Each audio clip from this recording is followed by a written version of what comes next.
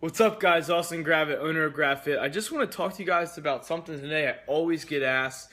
And this question is, when can I have a cheat meal? When is the appropriate time? And really, there really is no appropriate time. And I'm gonna tell you today is gonna probably shock you. You probably think you can only have a cheat meal once a month or once every 2 weeks, and that's absolutely false. I'm going to tell you why a cheat meal is actually beneficial and why you should be consuming it more frequently, depending on your goals. So first and foremost, a cheat meal is a meal that exceeds your caloric expenditure. In other words, that means a meal that you are consuming more calories than you are burning. So a cheat meal is known to be a meal that's usually a calorically dense food. Pizza, waffles, burgers, cheesesteaks, pretty much anything that's junk food is a cheat meal. Now, a healthy meal can actually be considered a cheat meal still, because if it is enough calories and you're consuming your caloric expenditure, meaning if you're eating more calories than you're burning, then you're essentially cheating. So that is still considered a cheat meal. Now today I'm going to talk, and you've probably heard of this too, as referred to a cheat day. I'm going to talk to you about a day that's similar to that, and that is called a refeed day. So a cheat meal is actually a one meal per day. Today we're going to talk about actually a refeed day and how that's beneficial. So a refeed day essentially is a day where you refeed and you introduce more calories back into your diet.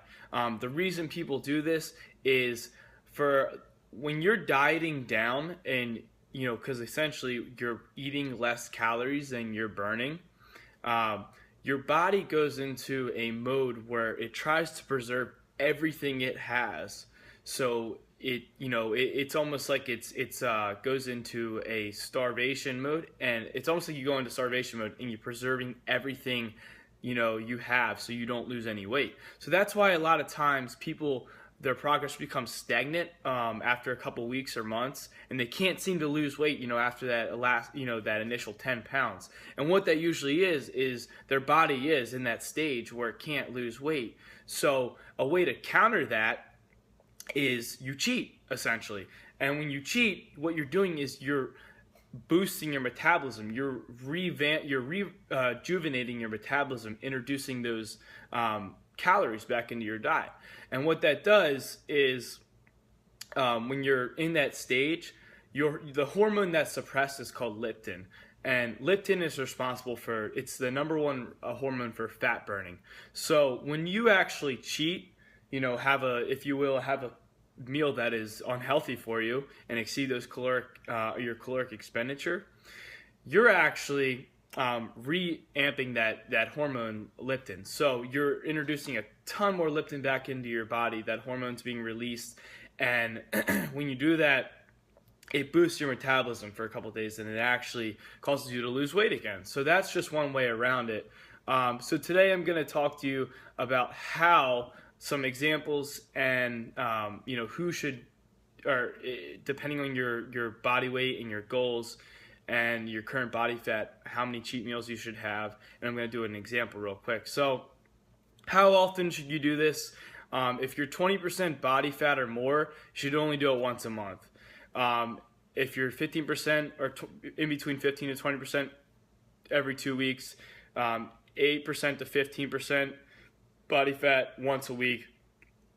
Anything below 8%, I honestly recommend to do it twice a week. The reason is your body is trying to preserve everything it has. So at that point, you really need to introduce it quite frequently, and that's what's referred to, cheating. You commonly hear in the media. So real quick, I want to show you an example of I did a person, actually, John. And this is going to be, his scenario. So John right here, let me see if I can get out of it, is, this is how much he needs. So John, I did his calories. He's a 180-pound male, and he consumes 2,700 calories a day. In order to lose weight, I subtracted 500 by 2,700. The reason is in order to lose a pound per week, you need to be at a deficit of 3,500 calories. So I did 500 per day, times that by 7, that's 3,500 calories. So John is now consuming 2,300 calories a day in order to lose weight, in order to lose a pound per week. Okay, so let's say John, he's at, he's lost 10 pounds, but he can't lose any more. Now, his macro breakdown is 180 grams protein, 204 grams carbs, and 85 grams fat. Okay, so he's doing really well. He's sticking to his diet, but he just can't get over that hump. So John introduces a refeed day.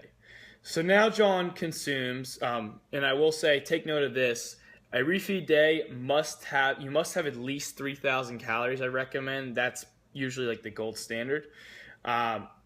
So John now has 3,000 calories into his diet. He's actually still at 180 grams protein, and he's still at 85 grams fat. But what I did here is I doubled his carbohydrate intake. So now he's eating 406 grams of carbs per day that day.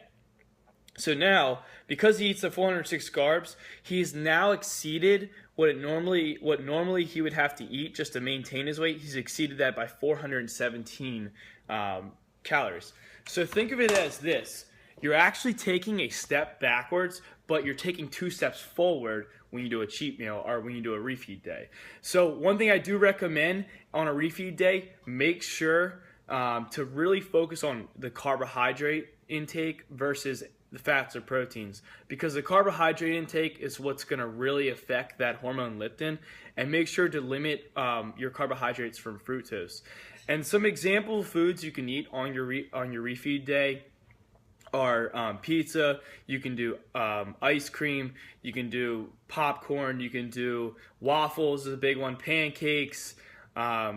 Anything. It can even be healthy. It can be rice cakes.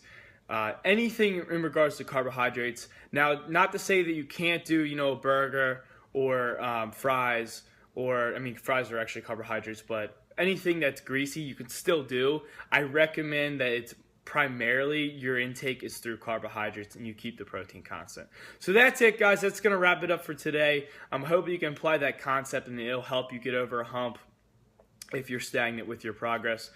For more information, check out my website, www.graphic.com. Make sure to subscribe to my newsletter there, and I'll hit you with some more videos in the future. Take care, guys.